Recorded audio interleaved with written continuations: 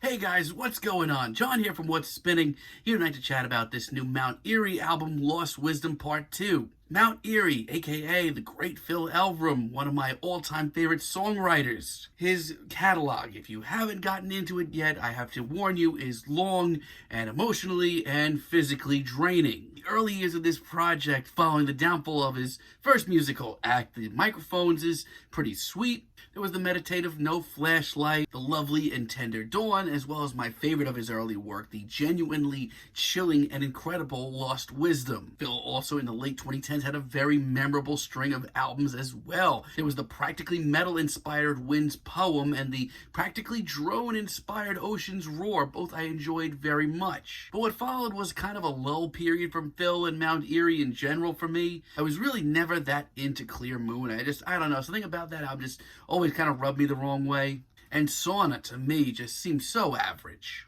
I just sort of felt like Phil Elverum around this time needed something to jumpstart his musical career. And sadly, he certainly found it, not exactly where I kind of hoped that he would find it after the passing of his wife, Genevieve. And as soon as I heard of her passing, I knew that Phil was going to return and come out with something that was just emotionally just devastating. And he did with 2017's A Crow Looked at Me.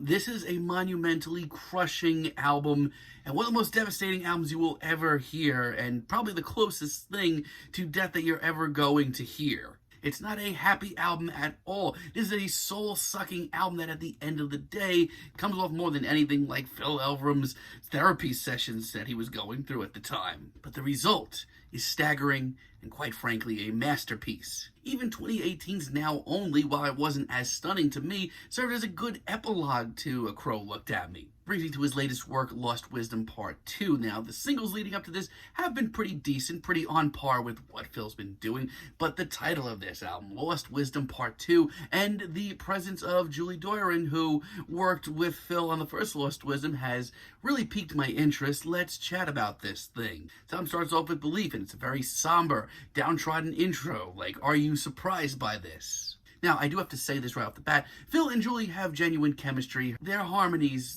in the past and now, they're just something to behold. They really do have, wonderful harmonies together. And as much as I do just enjoy hearing Phil go off on every aspect of life, generally, I feel like the harmonies here just add, a sense of beauty to this track. Some of the imagery here is absolutely staggering, and some of the subtle callbacks to the first Lost Wisdom project are genuinely nice. Now, this track brings in something that a lot of people have wondered quite a bit about over the last year or two in Phil's life, and that's his relationship with Michelle Williams, or at least that's where I feel like this track is kind of edging towards.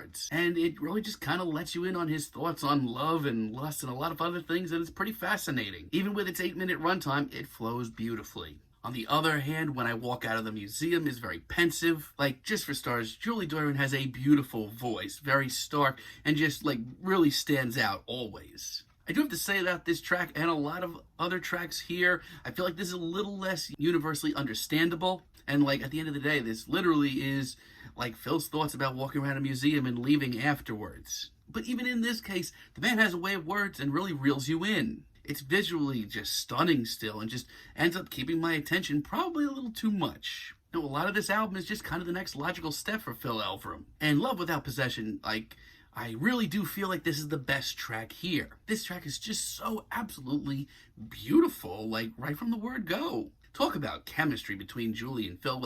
Here, in a weird way, they come off as, lovers. There's just so much beauty in these verses, this newfound love, this sense of adventure. It's stunning. As a matter of fact, it's one of the best love songs I've heard all year. I didn't know that Phil actually had this much beauty and love inside him. And Widows is just a stab right to the heart. Phil Elverum, since Genevieve's death, has just dove into every grim detail about, what it's like living after that. But this track just brings it all back in waves, almost to the point where I feel like we're hearing for the first time. Widows support group, single parenting, PTSD, Mother's Day. It's all things that you kind of think about in the back of your head, but he hasn't addressed. And he addresses them in full force, and it is pretty intense. And the much more electrical and heavy instrumental here just adds to it even more. Now, there are a few tracks here that don't hit me as hard or make me feel like Phil Elverum does need a little bit of a spark right now. Enduring the Waves,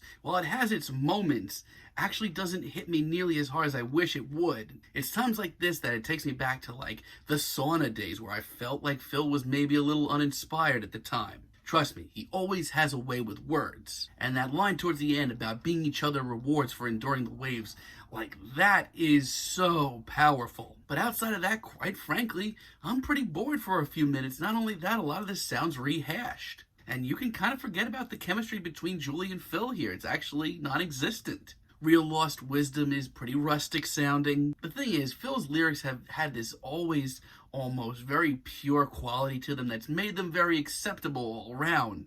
And he starts off on a real tear here, bringing up his daughter once again. But sadly, by the end of the track, I feel like Phil isn't nearly as focused. As a matter of fact, this track comes off a little repetitive, and that's sad. And Pink Light is just very middle of the road. Like, I don't want to sound like an ass here, probably do, but to be honest here, he sounds way too much like he's trying to go for that Lost Wisdom sound of a couple of years ago, but trying too hard. There's a starkness to this track that I do genuinely love, but this track to me just kind of seems thrown together and really incomplete. But he does end off this album really well with Belief Part 2. It's a very safe ending for Phil, but I don't think that's necessarily a bad thing. Remains a very positive sounding track. It's very sweet. Like, for anyone that was kind of worried about Phil after the release of A Crow Looked at Me, wanted to check up on him, I feel like tracks like this are gonna, like, actually bring you some closure. It's just full of love and just really sweet one-liners. And it has that starkness and poetic nature that Phil has worked with for years. It just kind of rounds up this next step for Phil very nicely. So I'm just going to put this pretty blunt. If you're looking for the real Lost Wisdom Part 2, I think you got to have to keep looking and keep waiting, because this isn't it really. This is kind of just another epilogue to his A Crow Looked at Me saga, just, further down the road, a checkup on how Phil's doing. And you know what? Because he has such a way with words, that's not necessarily a bad thing. The majority of this album is just classic Mount Eerie with some great harmonies with Julie Doran thrown in there for some added beauty. And no, that's not bad at all. As a matter of fact, it's pretty great in parts. I just feel like a couple of the tracks here, he's trying a little bit way too hard to go to his early lo-fi roots, like on the Lost Wisdom EP. And outside of that, I think that he kind of needs to step away from this now and get his creative juices flowing again, but that's just me. This is still absolutely worth a listen. I'm feeling a light 7 on this album, but let me know what you guys think down below. If you liked the video, be sure to give us a like, give us a subscribe, and let me know down below what you would like for me to chat about in the future. And until next time, have a great day, guys.